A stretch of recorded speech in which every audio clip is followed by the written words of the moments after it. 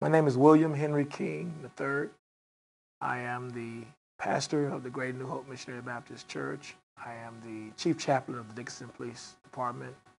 I'm also the area state rep for the ICPC Region 7, and I'm also the chairman of the membership committee. Tell me some of the,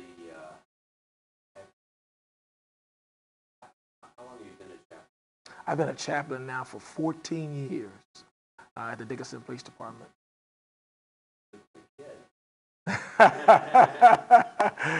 I am 42 years of age. Okay. Yeah, okay. I started pastoring when I was 27 years old.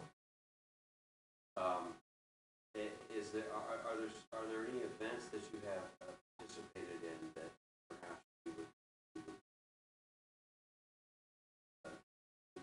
the national crisis that you wanted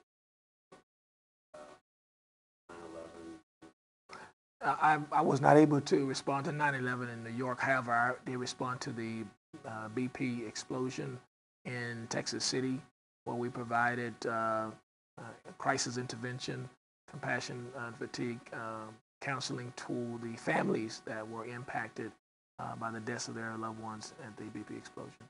Tell me a little bit about compassion.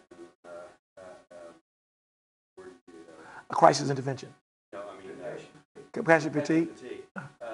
And that's something that chaplains, obviously, in a situation like that, have to deal with.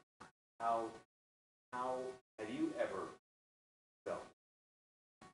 Because I wonder if that's something that comes upon you immediately, or if it's something that you feel coming on, or...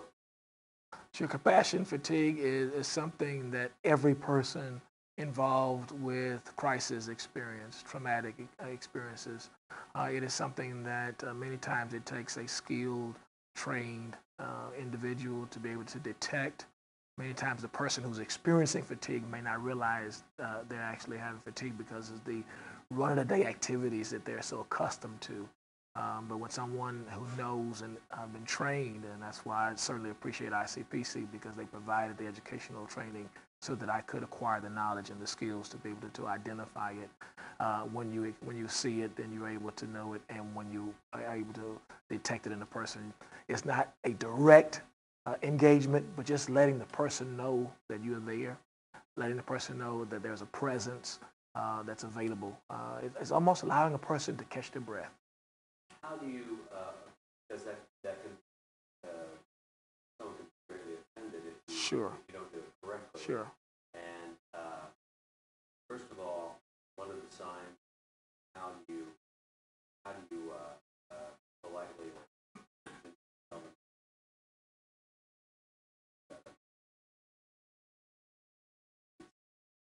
Sure. The important thing is to identify fatigue. Sometimes people can be exhausted, be tired. You notice a change in their behavior, the cognitive articulation of particular subject matters, how they word it, how they communicate those thoughts. And it could show the signs of exhaustion, so the signs of being weary.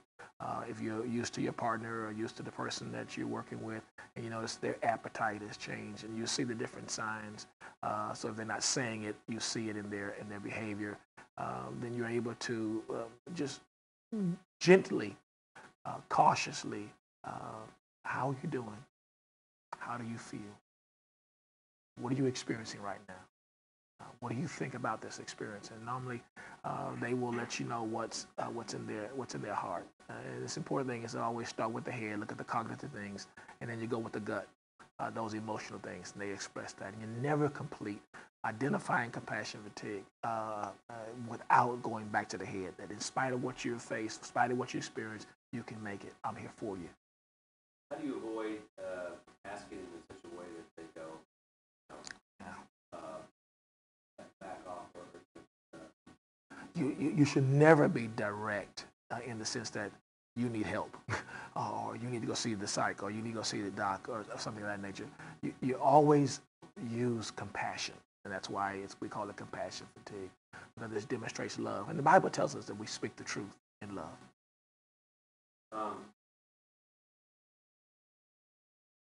There are certain certain qualities that make up a good minister.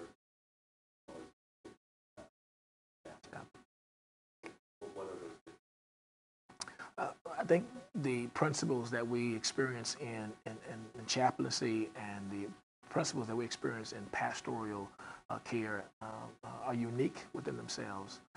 However, I think you differentiate in that as a pastor, you may use more scriptural references, whereas a chaplain, you're not trying to be spiritual in the sense that you're trying to throw Bible at them, because we don't practice trying to proselytize. We don't practice that type of behavior. It's the ministry of presence, and through the ministry of presence, we gain the trust and confidence of our officers, and then we're able to navigate them into areas where they can find comfort. Explain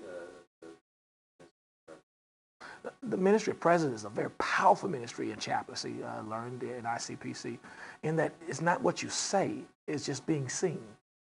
And so just your presence. And when the officers, when the police department that you serve know that you're on campus, know that you're on site, know that you're in the station, it sort of brings a calmness, a quietness. It's like being in a tremendous storm where the lightning is flashing and thunder, but you know mom is in the room with you. There's no need to fear. Yeah. Tell me, do you ever guard yourself from certain types of behavior because you know that if I do this now, someday the person's going to need me and You always practice discipline as a chaplain. It has to be the fundamental principle or foundation that every chaplain has to embody, the discipline that you don't compromise. You're not an officer. You're not wearing the badge or the gun.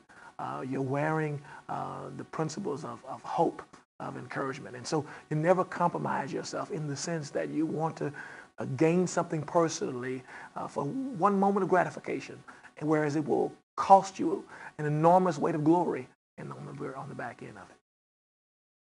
that would be perfect. That would be horrible. That would be devastation. That would be a tsunami. That'd be terribly difficult for me to do, I think. That'd be the most, to hold my tongue but obviously,